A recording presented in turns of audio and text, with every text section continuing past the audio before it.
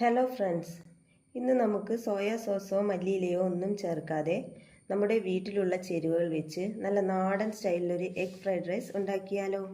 കുട്ടികൾക്കും മുതിർന്നവർക്കും ഒരുപോലെ ഇഷ്ടപ്പെടുന്ന നല്ല സിമ്പിൾ റെസിപ്പിയാണിത്. ആദ്യം നമുക്ക് ഇഞ്ചി, വെളുത്തുള്ളി, പച്ചമുളക് എന്നിവ ലൈറ്റായി ഒന്ന് ചതച്ചെടുക്കാം. ശേഷം ക്യാരറ്റ്, സവോള, ബീൻസ്, ക്യാബേജ് എന്നിവ നമുക്ക് ചെറുതായിട്ട് കട്ട് ചെയ്ത് വെക്കാം.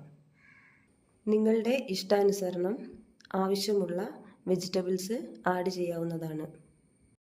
ഇതിനോടൊപ്പം തന്നെ അരി കഴുകി വേവിക്കാൻ വെക്കാം. വെള്ളം തിളച്ച് വരുമ്പോൾ സൺഫ്ലവർ ഓയിൽ ഒഴിച്ച് അരി ഇടാവുന്നതാണ്.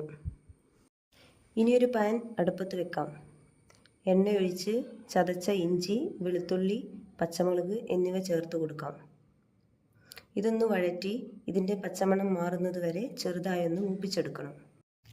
ശേഷം വെജിറ്റബിൾസ് ഓരോന്നായി ചേർത്ത് കൊടുക്കാം. ആവശ്യത്തിന് ഉപ്പ് ചേർത്ത് നന്നായി ഇളക്കിയെടുക്കാം. പച്ചക്കറികൾ ഒരുപാട് വെന്തു കുഴഞ്ഞു പോകരുത്. വെജിറ്റബിൾസ് എല്ലാം പാകത്തിന് വഴന്നു വന്നിട്ടുണ്ട്.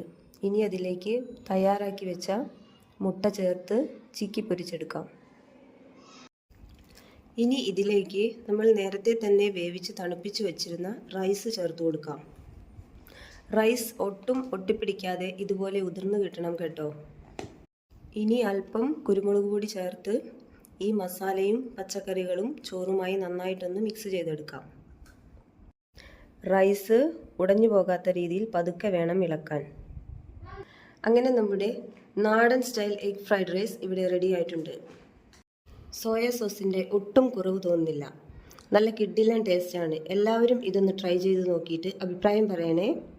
വീഡിയോ ഇഷ്ടമായാൽ എല്ലാവരും ലൈക്കും സബ്സ്ക്രൈബും ചെയ്യാൻ മറക്കരുതേ.